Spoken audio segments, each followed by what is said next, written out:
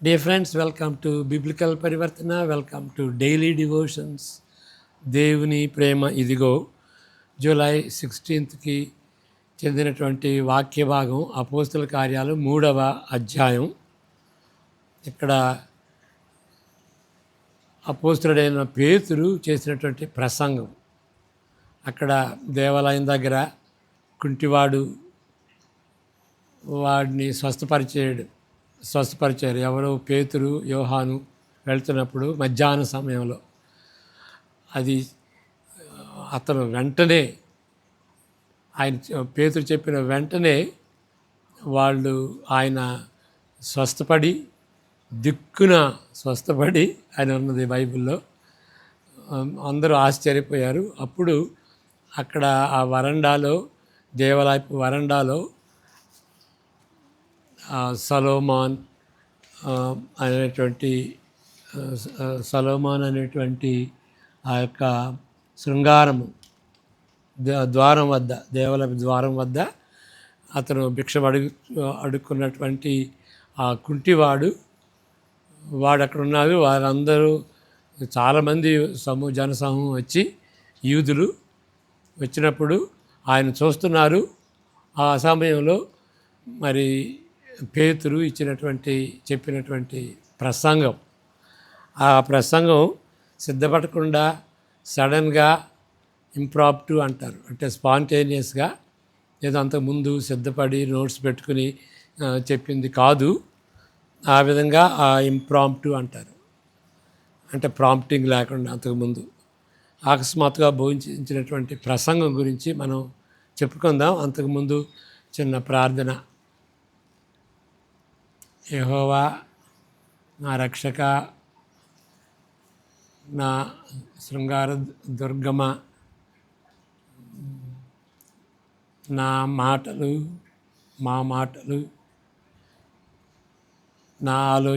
మా ఆలోచన మీకు అంగీకారంగా ఉండునుగాక.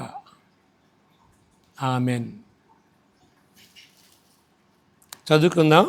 అపోస్తుల కార్యాలు 3వ అధ్యాయం 11 నుండి 26 వరకు ఆ జనసమూహాన్ని సంబోధిస్తూ పేతురు ఇచ్చినటువంటి ఇంప్రాంప్టు ప్రసంగం. 3:11 నుండి 26 వరకు ఫాస్ట్గా చదువుకుందాం. వాక్యం చదువుకోకుండా ఎంత కామెంటరీ చేసినా కానీ దానిలో దోషం ఉండొచ్చు.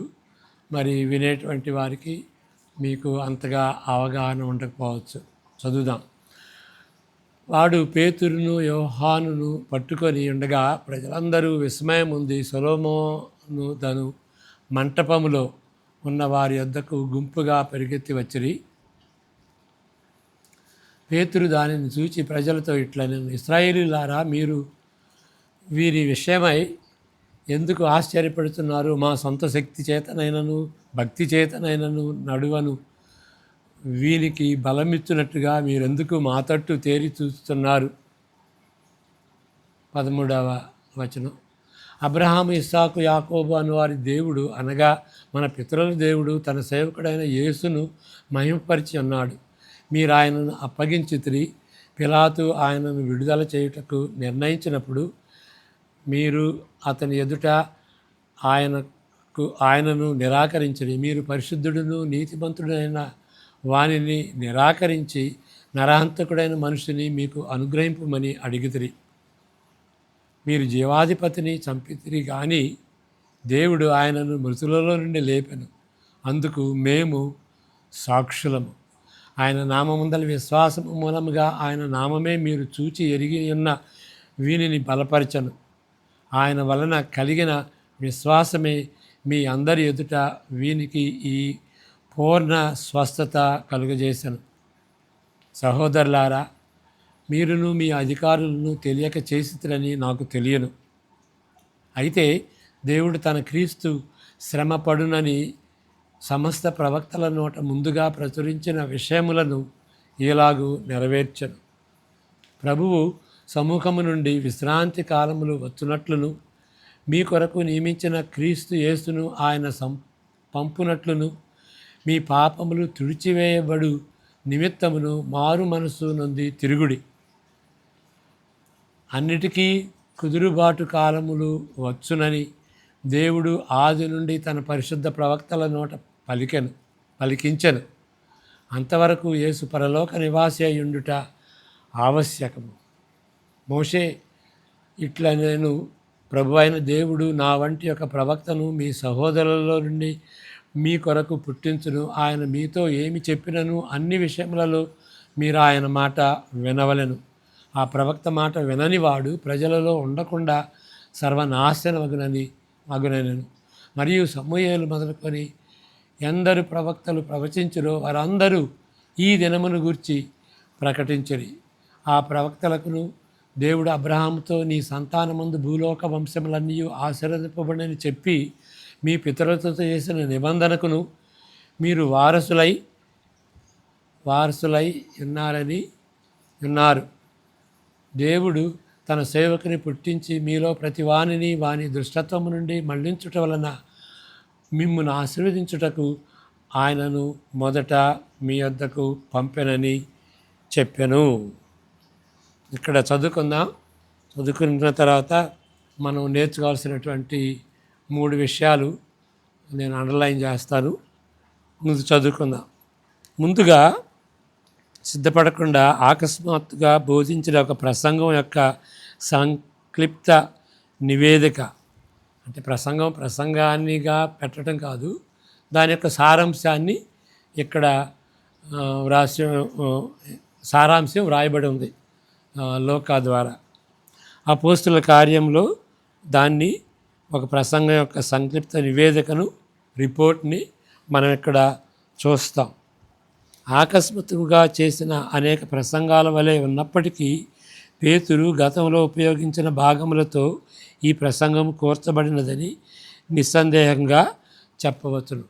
ఆయన ఇంప్రాంప్టుగా సిద్ధపడి ఆయన ప్రసంగం చేసినప్పటికీ అంతకుముందు చేసినటువంటి భాగాల్ని సమకూర్చుని చెప్పినట్టుగా మనం ఏ డౌట్ లేకుండా చెప్పవచ్చు. అనేక ఆసక్తికరమైన విషయములను దీనిలో గుర్తించగలము. మొదటిది, మెస్సయ్య అయిన యేసు ప్రభు రాకడను అబ్రహాము, ఇస్సాకు, యాకోబుల దేవునితోనూ మోషేతోనూ మరియు దేవుడు చివరికి తనలాంటి ప్రవక్తను లేపుతాడనే వాగ్దానంతోనూ పాత నిబంధన యొక్క ప్రవచనాత్మక సాక్ష్యముతో అతని సంతానం ద్వారా భూమిలోని ప్రజలందరూ ఆశీర్వదింపబడతారని అబ్రహాముకు దేవుడు చేసిన వాగ్దానముతోనూ పేతురు తన ప్రసంగంలో పదే పదే ముడిపెట్టాడు అని గమనించాలి. యేసు ప్రభువుకి ఈ దేవునికి ఎలాంటి దేవుడు అబ్రహాము, ఇస్సాకుల దేవుడు, మోషే దేవుడు, చివరికి తనలాంటి ప్రవక్తను లేపుతాడని మనం 18వ అధ్యాయంలో చూసాం కదా.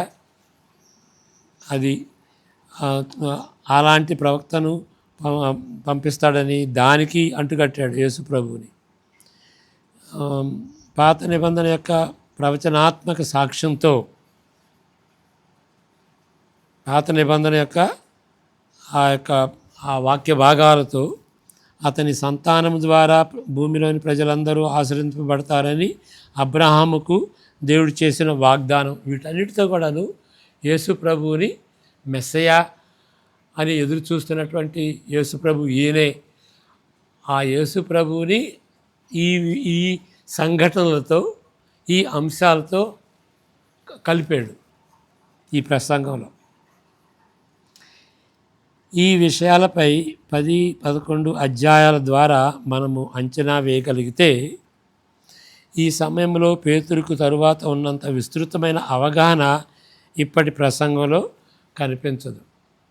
తర్వాత మరి 10-15 అధ్యాయాల్లో చూస్తే తర్వాత ఆయన చేసినటువంటి ప్రసంగంలో ఆయన బాగా అర్థం చేసుకుని, పాత నిబంధనని బాగా అర్థం చేసుకుని, విశాల దృక్పథంలో దాన్ని ఆయన అర్థం చేసుకుని ఆయన ప్రసంగం చేసినట్టుగా ఉన్నది. ఇక్కడ మరి ఇంప్రాంప్టు కదా, ఆయన స్పాంటేనియస్గా చెప్పాడు కాబట్టి అలాంటి అవగాహన ఉన్నట్టుగా లేదు ఈ సమయానికి.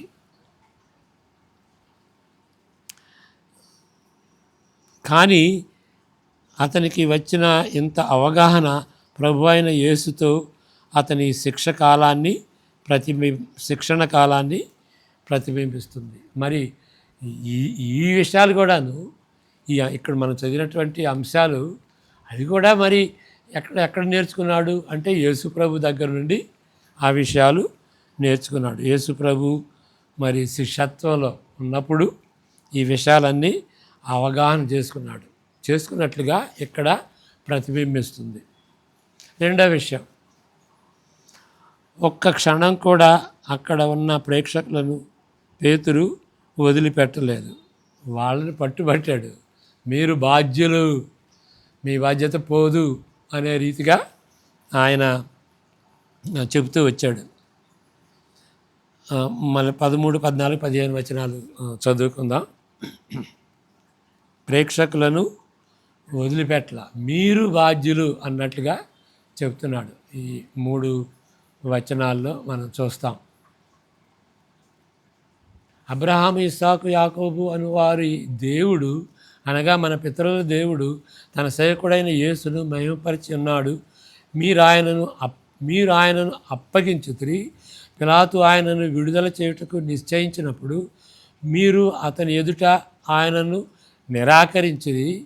మీరు పరిశుద్ధుడును నీతిమంతుడునైన వానిని నిరాకరించి నరహంతకుడైన బరబ్బా అంటాం కదా, నరహంతకుడైన మనిషిని మీకు అనుగ్రహింపమని అడిగితిరి.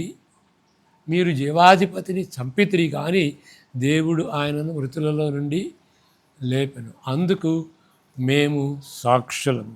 కాబట్టి వాళ్ళు చేసిన నేరం అంతా బయట పెడుతున్నాడు ఇక్కడ.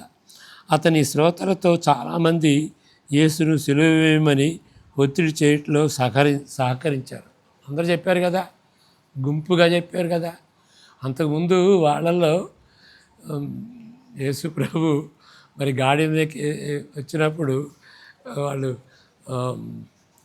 సేవ్ అస్ నౌ, ఓకే అని ఆయన స్తుతించారు. ఓకే, స్తుతించి మరి ఇప్పుడు వాళ్ళే తర్వాత ఏమన్నారు, మరి ఆ పొంతు పిలాతు అడిగినప్పుడు మీరు మరి మీ పస్కా పండుగ దినాల్లో నేను ఒకరిని విడిచిపెడతాను కదా, మరి బరబ్బా కావాలా మీకు యేసు ప్రభు కావాలంటే ఆయన ఏం ఆశించాడు, బరబ్బాకి యేసు ప్రభుకి ఏంటి సాటప్ కొట్టి యేసు ప్రభుని వదిలిపెట్టండి, బరబ్బాని సిలువ వేయండి అంటారనుకుంటే వాళ్ళు రివర్స్గా చేశారు. ఓకే, ఆ నాయకులతో ఏకభవించి వాళ్ళు చెప్పినట్టుగానే వీళ్ళు చేశారు, లేకపోతే వాళ్ళు చెప్పమన్నట్టుగా వీళ్ళు చెప్పారు. ఓకే, పాత నిబంధన ప్రవక్తల వలె యోధా ప్రజల నాయకులు నిర్ణయమునకు వారు పూర్తిగా కట్టుబడినట్లు పేతురు తలంచాడు. ఎందుకంటే ఇప్పుడు వాళ్ళు నాయకులు, జనసమూహం అందరూ కూడాను నేరస్తులయ్యారు. ఎందుకంటే వాళ్ళు కూడా షౌట్ చేశారు, ఈయన్ని సిలువ వేయండి. కాబట్టి ఆ నాయకులకి వీళ్ళు కట్టుబడి ఉన్నట్లుగా మనం తలంచాలి. 17వ వచనం, 3:17. సహోదరులా, మీరును మీ అధికారులను తెలియక చేస్తురని నాకు తెలియను. అధికారులు అక్కడ కూడుకున్నటువంటి జనసమూహం వాళ్ళందరూ కూడాను మరి మీరైతే మీకు తెలిసి ఇది చెప్పి ఉండలేదు అని అంటారు. అనగా దాని అర్థం ఏంటి, ఈయన మెస్సియా, మనము అతనిని చంపుదాము అనే తీరులో వాళ్ళు చెప్పలేదు. అంటే మెస్సయాని వాళ్ళు గుర్తించలేదు. ఈ విషయం మరి 1 కొరింథీ 2:7-10 దాకా చదివితే క్లియర్గా అర్థమవుతుంది అన్నమాట. ఎందుకంటే వాళ్ళు తెలిసి ఉన్నట్లయితే వాళ్ళు చంపివేసి ఉండేవాళ్ళు. కాబట్టి దేవుడే ఒక విధంగా వాళ్ళకి తెలియకుండా చేశాడు. కాబట్టి వాళ్ళు ఆయన చంపారు. తెలిసినట్లయితే వాళ్ళు చంపి ఉండేవాళ్ళు కాదు. ఇప్పుడు మనకెట్లా తెలుసు? వాళ్ళకైతే తెలియదు. మనకెట్లా తెలుసు?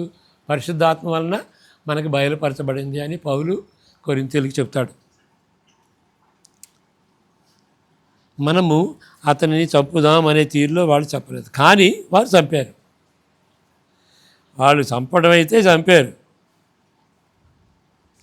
ఇది చరిత్రలో మార్చలేని వాస్తవము మాత్రమే కాదు అని చెప్తున్నాడు. ఇది చరిత్రలో మార్చలేవండి, దీన్ని వాళ్ళు చేసినటువంటి నేరం ఇది అని చెబుతూ వాళ్ళకి గుర్తు చేస్తూ ఇంకా ఏం చెబుతాడు. చాలా ముఖ్యమైనటువంటి విషయం ఇక్కడ. వారి నేరమును పరిష్కరించుటకు, వారు నేరస్తులే కానీ వారి నేరమును పరిష్కరించుటకు ఆయన భూలోకానికి వచ్చి ఉన్నాడని కూడా పేతురు జ్ఞప్తికి తెస్తున్నాడు. ఓకే, ఆయన నేరాన్ని పరీక్షించటానికి యేసు ప్రభు భూలోకానికి వచ్చి ఉన్నాడు అని పేతురు వాళ్ళకి జ్ఞాపకం చేస్తున్నాడు. 19 నుండి 20 వచనాలు కూడా చదువుకుందాం. సహోదరులారా, ఇందు విషయమై జ్ఞానుల జ్ఞానమును నాశనము చేతు not 1 Corinthians will go to ప్రభువు సమూహము నుండి విశ్రాంతి కాలములు వచ్చునట్లు మీ కొరకు నియమించిన క్రీస్తు యేసును ఆయన పంపునట్లును మీ పాపములు తుడిచివేయబడి నిమిత్తమును మారు మనసు నుండి తిరుగుడి. అది ఆ విషయాన్ని కూడా చెప్తున్నాడు. అంటే వాళ్ళ నేరమే కాదు, ఆ నేరానికి పరిష్కరించటం కూడా ఏ విధంగా పరిష్కరించబడుతుంది అది కూడా చెప్పాడు. అంతేకాదు, ప్రజలు అపరాధులైనప్పటికీ యేసుక్రీస్తు తన మరణము ద్వారా, అయితే దేవుడు తన క్రీస్తు శ్రమపడునని సమస్త ప్రవక్తల నోట ముందుగా ప్రచురపరిచిన విషయములను ఇలాగూ నెరవేర్చను.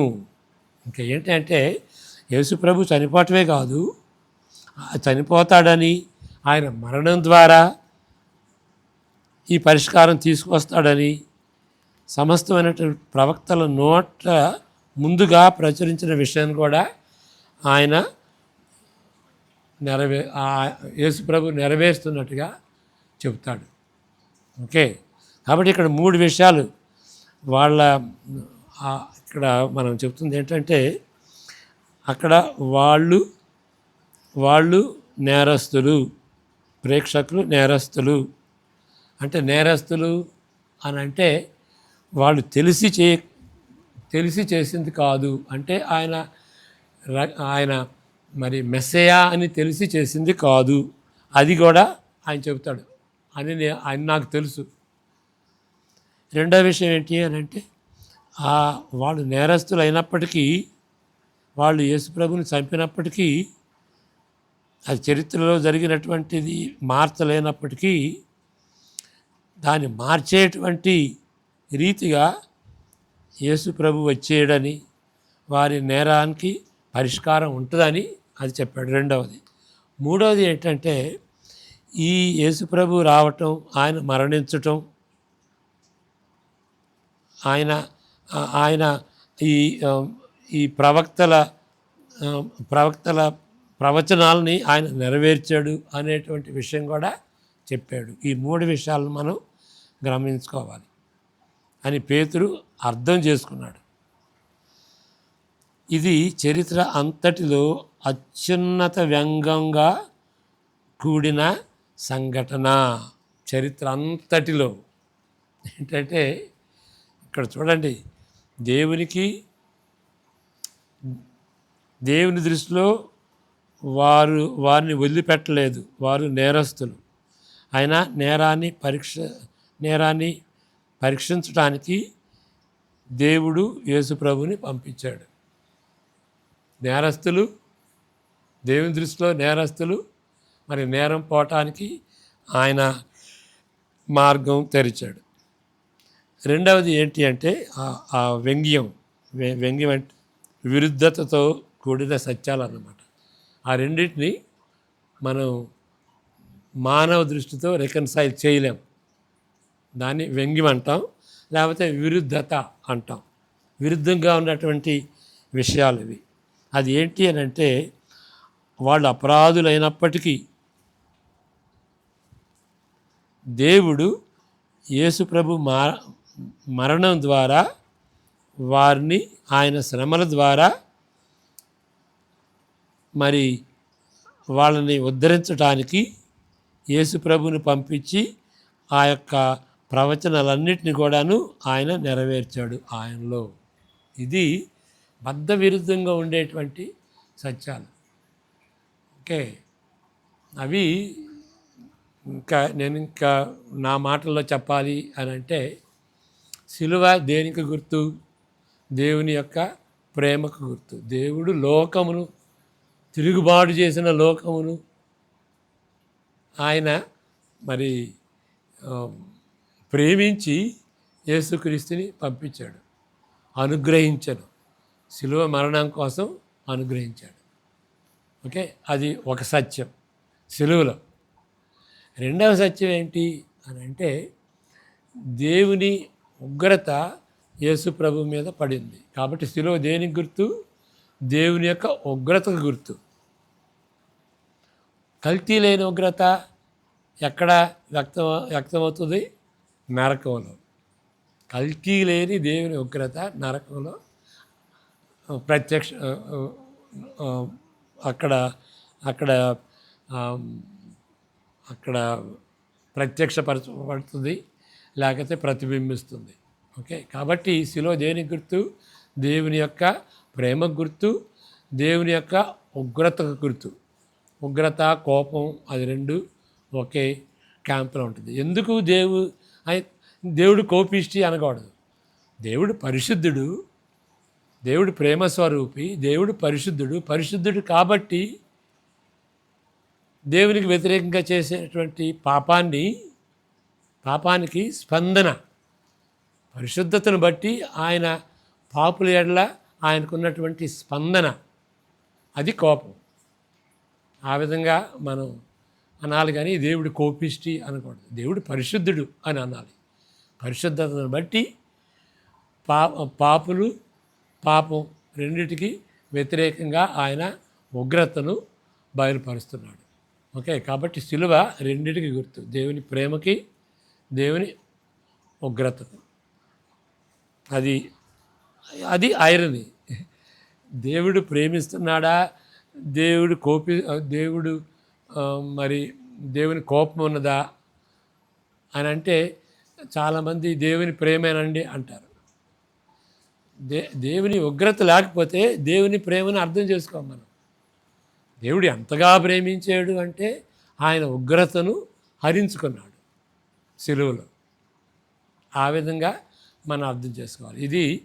ఇది అత్యున్నత చరిత్రలో, మానవ చరిత్ర అంతటిలో అత్యున్నతమైనటువంటి ఆ విరుద్ధత, అత్యున్నతమైనటువంటి వ్యంగ్యం, అత్యున్నతమైనటువంటి ఐరనీ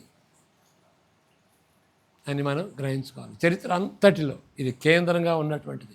కాబట్టి సిలువ చరిత్రకు కేంద్రం.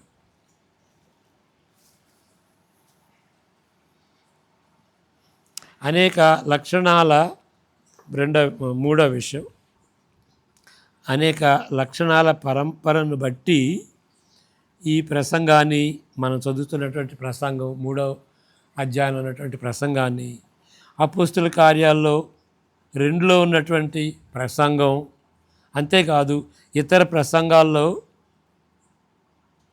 ప్రసంగాలతో ఒకటిగా చేసేటువంటిది కొన్ని లక్షణాలు.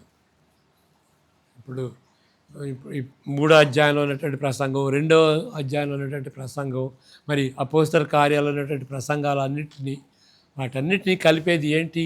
ఈ లక్షణాలు. ఏ లక్షణాలు అది చూద్దాం. ఇప్పుడు ఈ లక్షణాల్లో అన్నీ చెప్పట్లేదు, ఈ లక్షణాల్లో ఇవి కూడా ఇమిడి ఉన్నవి. These are all part of those characteristics of the preaching. ఈ ప్రసంగాలు చూస్తే వాటిలో కామన్గా ఉండేటువంటి ఐటమ్స్ ఏంటి, అంశాలు ఏంటి, అంశాలన్నీ చెప్పట్లేదు, వాటిల్లో నేను చెప్పబోయేది అవి కొన్ని. మన పితరుల దేవుడు తన సేవకుడైన యేసును పంపెను. కాబట్టి సువార్త అనేది పాత నిబంధనకి కంటిన్యూటీ, అంతేగాని పాత నిబంధనకి క్రొత్త నిబంధనకి ఇక ఏ భేదం ఉన్నది, రెండు విరుద్ధంగా ఉన్నాయి అని చెప్పడానికి వీల్లేదు. ఆ దేవుడే ఈ దేవుడు, పాత నిబంధన దేవుడే క్రొత్త నిబంధన దేవుడు. పాత నిబంధన దేవుడు ఉగ్రత కలిగినటువంటి దేవుడు, క్రొత్త నిబంధన దేవుడు సేమ్ గాడ్, ఆయనకే ఉగ్రత ఉంది. పాత నిబంధనలో ఉన్నటువంటి దేవుడు ప్రేమ స్వరూపి, క్రొత్త నిబంధనలో ఉన్నటువంటి దేవుడు కూడా ప్రేమ స్వరూపి.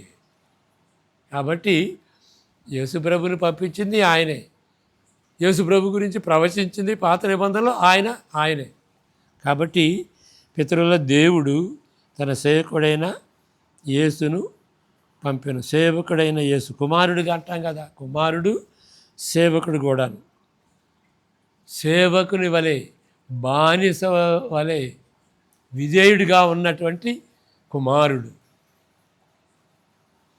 సేవకుడు అనే దానిలో ఏంటి అంటే, ఆయన సేవకునిగా దేవుని యొక్క చిత్తాన్ని నెరవేరుస్తూ శిలువలో శ్రమ పడినటువంటి దేవుడు ఆయన, ఆ కుమారుడు. ఓకే, సేవకుడు అంటే అంత లోతైనటువంటి అర్థం అన్నది అన్నమాట. అదొక ఐటెం. రెండవ లక్షణం ఏంటి అని అంటే, మీరు అతనిని చంపితిరి, యూదులు మీరు చంపారు. పరిశుద్ధుడును నీతిమంతుడును జీవాధిపతిని నిరాకరించారు. యేసుప్రభుని, పరిశుద్ధుడు, జీవాధిపతి, ప్రిన్స్ ఆఫ్ పీస్, ఆయన్ని మీరు చంపారు. కానీ మీరు చంపినప్పటికీ దేవుడు అతని మృతుల్లో నుండి లేపెను. దానికి మేము అపోస్తులమే, మేము దానికి సాక్షులము. మరి 12-13 సార్లు ఆ 40 దినాల వ్యవధిలో ఆయన కనిపించాడు కదా, పునరుద్ధరణమైనటువంటి ఆయన వాళ్ళు కళ్ళారా చూశారు. దేవుడు ప్రవక్తల ద్వారా చేసిన వాగ్దానములను యేసు మరణ పునరుద్ధానముల ద్వారా నెరవేర్చును అనేటువంటి అంశం.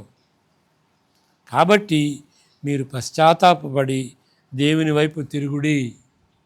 అంతటితో వదిలిపెట్టలేదు. కాబట్టి మేమేం చేయాలన్నారు, దేవర్ కట్ ఇన్ దేర్ హార్ట్ అన్నారు. ఒక కడ్డు వారి హృదయాల్లో దూసుకెళ్ళింది. అప్పుడు అన్నారు, సార్ మేమేం చేయాలండి అన్నారు. మీరు పశ్చాత్తాపపడి, మీరు చేసినటువంటి పాపానికి పశ్చాత్తాపపడి, ఇంకా ఏంటి, దేవుని వైపు తిరగండి. పశ్చాత్తాపం పాపం నుండి పశ్చాత్తాపమే కాదు, దేవుని వైపు కూడా తిరగాలి. దేవుని నమ్మి ఆయన వైపు తిరగాలి. ఈ అంశాల్లో అన్నిట్లో చిన్న చిన్న మార్పులు ఉన్నప్పటికీ, ఈ ప్రసంగాల్లో మార్పులు ఉన్నప్పటికీ ఈ అంశాలు మాత్రం తటస్థపడుతూనే ఉంటవి. చిన్న చిన్న మార్పులు ఉన్నప్పటికీ ఈ అంశాలన్నీ తటస్థపడుతూనే ఉంటవి. ఇది చాలా ముఖ్యమండి. ఈ అంశాలు సువార్తల్లో కీలకమైనటువంటి అంశాలు. 4వ విషయం, అనేక మహత్కార్యములు. 43వ వచనం చదువుకుందాం. 2:43 తర్వాత 3:12, 3:16 ఈ 3 వచనాలు చదువుకుని 2:43 అప్పుడు ప్రతివానికి భయం కలిగను, మరియు అనేక మహత్కార్యములను సూచక క్రియలను అపోస్తుల ద్వారా జరిగెను. ఓకే, కాబట్టి మహత్కార్యాలు సూచక్రియలు వాళ్ళ ద్వారా అపోస్తుల ద్వారా జరిగెను. ఓకే, 3:12 పేతురు దీనిని చూచి ప్రజలతో ఇట్లనెను, ఇశ్రాయేలులారా, మీరు వీని విషయమై ఎందుకు ఆశ్చర్యపడుతున్నారు? మా సొంత శక్తి చేతనైనను భక్తి చేతనైనను నడువను వీనికి బలమిచ్చినట్టుగా మీరెందుకు మా తట్టు తేరి చూస్తున్నారు? చూసారా? ఓకే, 16వ వచనం. ఆయన నామమందలి విశ్వాసం మూలముగా ఆయన నామమే మీరు చూచి ఎరిగి ఉన్న వీనిని బలపరచను. ఆయన వలన కలిగిన విశ్వాసమే మీ అందరి ఎదుట వీనికి ఈ పూర్ణ స్వస్థత కలుగజేశాను. ఈ వాక్యాల ద్వారా మనం గ్రహించాల్సింది ఏంటి? అనేక మహత్కార్యములు సూచక్రియలు అపోస్తుల ద్వారా జరిగినప్పటికీ కుంటివాడైన భిక్షగాడిని నడువమని చెప్పగలిగిన శక్తి సామర్థ్యములు కానీ దైవత్వము కానీ లేదని ఏ అనుమానం కూడా వారికి లేదు. ఎవరికి? శిష్యులకి లేదు. ఏ అనుమానం లేదు. మేమైతే మా దైవత్వము మా సామర్థ్యం సున్నా అండి. ఆ భిక్షగాడిని ఆ కుంటివాడిని నడవమని చెప్పడానికి మాకెక్కడ ఉందండి ఆ శక్తి? పేరు ప్రసిద్ధి వెదకని వారి మాదిరి. మా పేరు మేం చేసాము, మేము అపోస్తులమి, మేం చేసాము చూసావా అని ఆ పేరు ప్రసిద్ధి కోసం వాళ్ళ ఘనత కోసం వాళ్ళు వెతకల. ఆ మాదిరి ఎప్పుడూ మాసిపోదు. ఆయన వలన కలిగిన విశ్వాసమే మీ అందరి ఎదుట వీనికి స్వస్థత కలుగజేశాను. ఆయన నమ్మారు, అందువలన ఈ యొక్క అద్భుతాలు మహత్కార్యాలు జరుగుతాయి. అంతేగాని మేమేం చేయలేమండి. ఆయన్ని లేపడానికి మాకు ఎక్కడ శక్తి ఉందండి? అది చాలా హార్ట్ సర్చింగ్ కదా. 3 విషయాలు అండర్లైన్ చేస్తాను ఇప్పుడు చెప్పుకున్నవే. స్వార్థ మనకు విరుద్ధంగా ఉండవచ్చు. ఐరాని అనుకున్నావా? బద్ధ విరుద్ధంగా ఉన్నాయి. దేవుని ఉగ్రత, దేవుని ప్రేమ అది బద్ధ విరుద్ధంగా లేవా? మరి వాళ్ళ మీద నింద మోపాడు, నేరస్తులుగా చేశాడు. ఆ నింద పోవటానికని యేసు ప్రభువుని పంపిస్తాను, ఆయన మరణం ద్వారా రక్షిస్తాను అని పాత నిబంధనలో ప్రవక్తలు అందరి ద్వారా చెప్పాడు. యేసుక్రీస్తులో అవి నెరవేరినాయి. ఇవి అన్నీ బద్ధ విరుద్ధంగా ఉన్నాయి. అది చాలా ముఖ్యం. ఆ బద్ధ విరుద్ధంగా ఉన్నవని మనం తెలుసుకోవటానికి చాలా ముఖ్యం. ఎందుకంటే మనిషి రాస్తే, బైబిల్ మనిషి రాస్తే, అపోస్తల కార్యాలు మనిషి రాస్తే, ప్రవచనాలు మనుషులు రాస్తే, క్రొత్త నిబంధన మనుషులు రాస్తే ఆ బద్ధ విరుద్ధం ఉండదు. సాఫీగా ఉండేటట్టుగా, మమ్మేటటువంటి రీతిగా మనం రాస్తాం. ఆ బద్ధ విరుద్ధతే చరిత్రలో అత్యున్నతంగా ఉన్నటువంటి బద్ధ విరోధతే రుజువు. దేనికి రుజువు? Bible is not the product of man. అది దేవుని వాక్యం అని దానికి రుజువుగా ఉంటుంది అన్నమాట. 2వ విషయం, మన ప్రసంగాల్లో దేవుని సువార్త కేంద్రంగా ఉంటున్నదా? ఇప్పుడు ఈ విషయాలన్నీ చేసుకున్నాం కదా. ఓకే, మరి మన పితరుల దేవుడైన Jehovah, old testament new testament same దేవుడు. ప్రజలు, యూదులే కాదు ప్రజలందరూ కూడాను ఆయన్ను చంపారు. ప్రజలందరూ చంపారు. మరి మనం అనవచ్చు, పొంతు పిలాతు చంపాడండి, లేక ఆ ప్రధాన యాజకులు శాన్హెడ్రిన్ 71 మెంబర్స్ వాళ్ళు చంపారండి అనవచ్చు. ఓకే, పిలాతు అన్నాడు, నిన్ను విడిపించేటువంటి అధికారం నాకున్నదా అని అంటే, నీకు పైనుండి అధికారం లేకపోతే నీకు ఎట్లా ఉంటుంది? తండ్రిని అడిగితే లీజియన్స్, ఓకే, వేల మంది దేవదూతలను పంపిస్తాడు. మరి ఆ విధంగా పంపిస్తే యేసుప్రభు ఆ సహాయం కోరుకుని బయటపడవచ్చు కదా. ఎందుకు ఆ సహాయం కోరుకుని బయటపడలేదు? నిన్ను నన్ను చూశాడు, మన రక్షణ చూశాడు. మనం రక్షింపబడాలంటే ఆయన మరణించాలి. కాబట్టి ఎవరు కారణం? మనం కారణం. జాన్ స్టార్ట్ అంటాడు, every man in the world, every person in the world carries 3 nails in there pocket. 3 మేకులు. మరి మేకులతో కొట్టారు కదా ఆయన హస్తాలు, మరి ఆయన పాదాలు. 3 మేకులు ప్రతి ఒక్కరి జేబులో ఉంటుంది. వాడు నేరస్తులు అని పిక్చరస్గా మనం అర్థం చేసుకునేటువంటి రీతిగా మనం పాపులమి, నేరస్తులమి. పాపం చేయటమే కాదు, దేవుని దృష్టిలో ఆయనకి వ్యతిరేకంగా నేరం చేశాం. నేరం అంటే నేరం మనం ఫీల్ కావచ్చు, ఓ నేను నేను నేరస్తుడిని, నేను పాపినని నేను ఫీల్ అవుతున్నాను.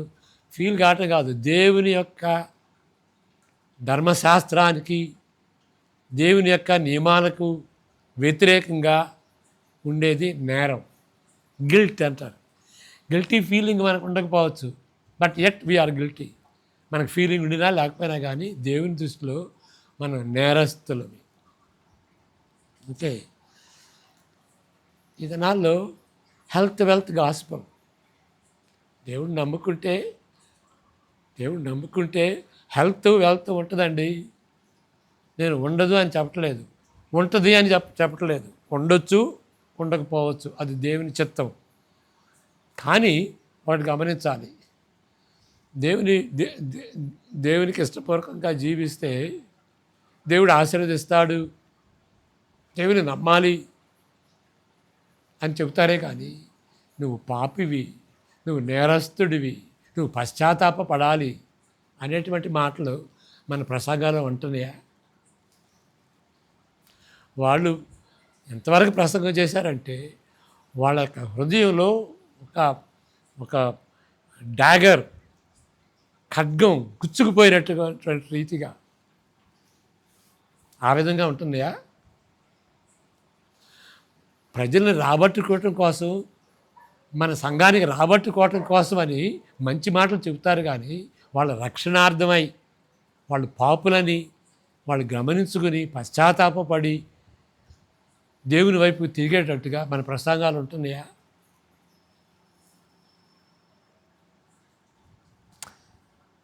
మూడవ విషయం, ఇక్కడ చివరిలో 4వ పాయింట్లో చెప్పినటువంటి రీతిగా మనం పేరు ప్రసిద్ధిని వెతికే వాళ్ళంగా ఉంటున్నామా? వాళ్ళ వల్లే. మాలో ఏముందండి? We are only earthen vessels. దేవుడు మాకు అప్పగించినటువంటి ఆ సువార్త ముత్యం అండి, మాణిక్యం అండి, ట్రెజర్ ఇన్ అర్దన్ వెసల్స్. మనందరం గిల్టీ దీనిలో. ఎందుకంటే మన పేరు ప్రసిద్ధులు బయటికి రావాలి, మనం ఇచ్చేటువంటి చందా చదవాలి, మనం ఇచ్చేటువంటి ఫ్యాను మీద మన పేరు రాయాలి.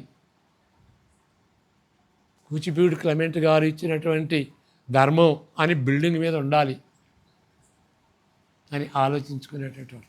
ఇప్పుడు యోహాను సువార్త, యోహాను మరి 5 గ్రంథాలు రాశాడు కదా, ప్రకటన గ్రంథం, సువార్త, మరి 3 పత్రికలు, 5 గ్రంథాలు రాశాడు. ఆయన పేరు ఎక్కడా ఉండదు. యేసు ప్రభు ప్రేమించినటువంటి శిష్యుడు అంటాడు, పేరు పెట్టల. ఆ విధంగా మనం ఉండగలుగుతున్నామా? ఓకే, ఇప్పుడు 2 కొరింథీ 10, 11, 12, 13. He who boast in the lord let him boast, he who boast let him boast in the lord. ఎవరైతే గర్వపడుతున్నారో దేవుని ఎందుకు గర్వపడండి? మన నిమిత్తమై మన చాకచక్యాలు, మన టైటిల్స్, మన బిషప్లు, మనం ఆర్చ్ బిషప్లు, మన రెవరెండ్వి. మా పంతులు కార్సన్ ఇది రాసినటువంటి ఆయన ఎప్పుడు నేను ప్రశంసించినా కానీ ఆయన ఎప్పుడు తీసుకోడు, లేచి నిలబడతాడు, క్లెమెంట్ ఐ టు గో అంటాడు. అంటే ఆయన్ని అంతగా మొలక చెట్టు ఎక్కించడం ఆయనకి ఇష్టం లేదు, ప్రశంసించడం ఇష్టం లేదు. ఎందుకంటే ఈ విధంగా రాసేటువంటి వ్యక్తి ఏ విధంగా మరి ఆ యొక్క ఆకర్షణ, ఆ యొక్క గొప్ప ఆ ప్రజల ప్రశంసలు చప్పట్లు కొట్టాలని అంగీకరిస్తాడు. మరి హేరోదు మహారాజు అపోస్తల కార్యాలు 12లో ఉంటుందన్నమాట. ఆయన బాహాటంగా భార్యతో వచ్చేటప్పటికి అందరూ చప్పట్లకు వచ్చి ఈయనే మా రక్షకుడు, ఈయనే మా దేవుడు అని ప్రశంసించారు. అప్పుడు ఆయనకేం జరిగింది? కుళ్ళు బట్టి ఆయన చనిపోయాడు. ఆయన చనిపోయిన తర్వాత పురుగులు బట్టి ఆయన శవానికి. కాబట్టి దేవునే మహిమపరచాలి, మనం తగ్గించుకోవాలి. దేవుని మహిమపరచడం అంటే రెండు విధాలుగా, ఆయన హెచ్చించాలి, మనం తగ్గించుకోవాలి. ఎంతవరకు వీలైతే అంతవరకు. ప్రజలందరిలో అంతకంటే ఉత్తముడు దేవుని యేసు ప్రభు దృష్టిలో ఎవరు? బాప్తిస్మమిచ్చే యోహాను. ఆయన ఏమంటాడంటే యేసు ప్రభు యొక్క చెప్పుల యొక్క ఆ వార్లు నేను పట్టుకోవటానికి కూడా నేను యోగ్యుడిని కాదు అంటాడు. మరి మోషే 12 సంఖ్యాకాండం 12:3లో ఉంటుంది కదా, of all the people Moses was the meekest of all the people. అంత మహా నాయకుడు, గొప్ప నాయకుడు, 80 సంవత్సరాలు పరిచర్య చేశాడు. ఇంకే 40 సంవత్సరాలు మరి అలాంటి జన సమూహాన్ని నడిపించాడు అరణ్యం గుండా. దేవుని ముఖాముఖిగా కోట్ చూసినటువంటి వ్యక్తి. కాబట్టి వాళ్ళ దగ్గర నుండి మనం నేర్చుకుందాం. అపోస్తలుడైన పౌలు అక్కడ ఆయన దర్శనం 3వ అంతస్తుకి వెళ్ళి దేవుని మూడవ మధ్య ఆకాశంకి వెళ్ళి ఆయన చెప్పని అసఖ్యమైనటువంటి వాటిని చెప్పినా కానీ వాళ్ళకి అర్థం కాదు, ఆయన చెప్పలా. అలాంటిది మరి ఆయన బయోగ్రఫీ రాస్తున్నప్పుడు, ఆయన కార్యాలు రాస్తున్నప్పుడు లోకాకి చెప్పొచ్చు కదా, లోక నువ్వు రాస్తున్నావు ఇది రాయి అని చెప్పొచ్చు కదా, చెప్పలా. 2 కొరింథీలో చెప్తాడు 12వ అధ్యాయంలో. ఎందుకు? తగ్గించుకున్నాడు. అప్పుడు చెబుతాడు అనమాట, ఎవరైతే గర్వపడతారో క్రీస్తునందు. ఓకే, యేసు ప్రభు కూడా చెబుతాడు కదా, మీరు సంతోషించండి, దెయ్యాలు మహత్కార్యాలు చేశారని దాన్ని బట్టి సంతోషించడం కాదయా, మీ మీ మీ యొక్క మీ పేర్లు జీవగ్రంథంలో వ్రాయబడినవని సంతోషించండి. ఆ విధంగా దేవునిలో మనం గర్వపడదాం, దేవుని బట్టి గర్వపడదాం. ఆయన బట్టి అండి నాలో ఏముందండి అని చెప్పగలుగుతున్నామా? అది మనం నేర్చుకోవాలి. ప్రార్థన చేసుకుందాం.